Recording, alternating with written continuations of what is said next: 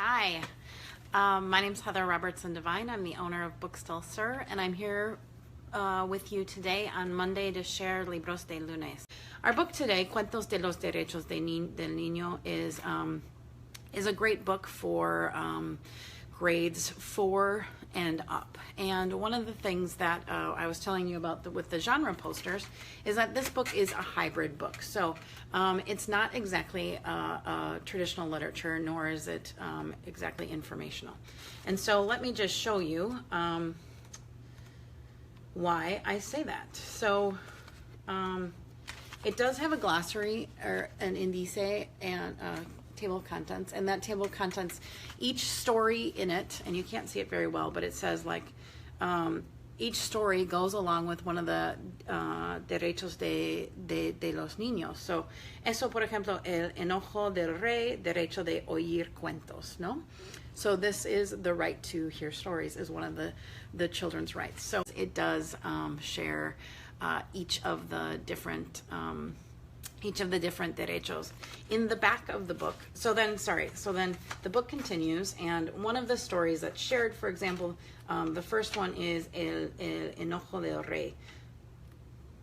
This is not the one that I was going to share with you. Okay, wait, hold on.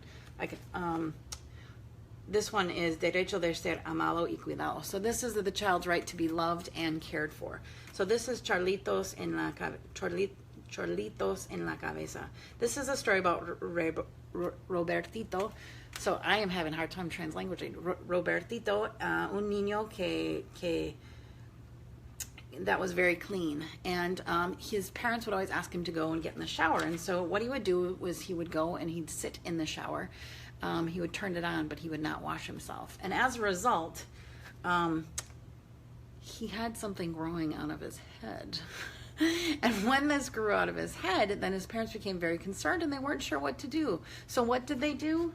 Well, they take him into the bath, they soak him, and so that the roots are loosen up enough that they can remove the tree from his head and plant it in the ground. Oh, I just messed up my hair. Oh goodness. This is just an example of one of the stories about a child who and how we exemplify the derecho del niño de ser amado y cuidado, to be cared for and loved. And his family did care for him and love him very much. They were always asking him to go and shower, and then when they realized that he really wasn't, then they took action and supported him. So that's an example of one of those derechos and a story to support it. And then at the end of the book, it actually has it has the Declaración del Niño in the back of the book, and each of the different declaraciones or principios. So it gives the date of when it was, the 20th of November, 1959, from the United Nations, and it states each of the different derechos del niño. So did you know that there are, I want to look just so I don't state this wrong, there are 10 derechos de los niños. So pretty interesting, cool. It's a story, and each story goes along with each of the derechos. The stories are very cute and funny. This is a great book for you to use in your classroom. You could use one as a read aloud, a couple. You could read one, one per day. You could also, some of my teacher friends have used this, and they have read some of them out loud and then used other ones in small group. Because the stories are short enough and the illustrations do support them, that it could be scaffolded for a 3rd grade reader up to fluency, 5th grade.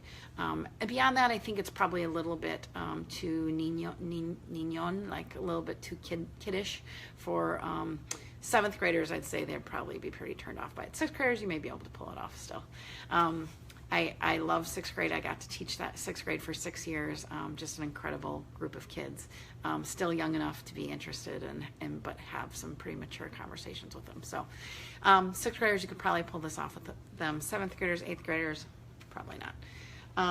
But it could be a good model text, a good mentor text, if you'd like kids to write a story and educate them about the children's rights as declared by the United Nations. which is an amazing document of the government. And oftentimes we don't talk about international law and the value of international laws and governing bodies of international law. So it is a great introduction to that. So that's why this book is a part of our social studies, our books to support social studies, because this book does have stories that support the different children's rights as defined by the United Nations. Finally, this book ends with un visto por sí mismo. It's the biography, a description of who the author is, Saul Shkonik.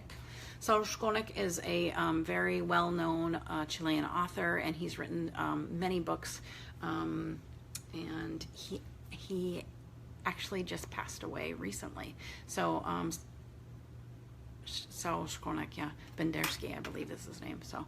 Oh boy, I hope I'm getting that right, because goodness, if I'm not, then I'm super embarrassed. But pretty sure he did just pass away recently. I was Facebook friends with him. So yes, this is a book, and if you were wondering how many chapters there are in it, there are 10 for each of the different derechos. So a great book. We have it in our store. It's $8.95. It's super economical in terms of books, and so that is our book.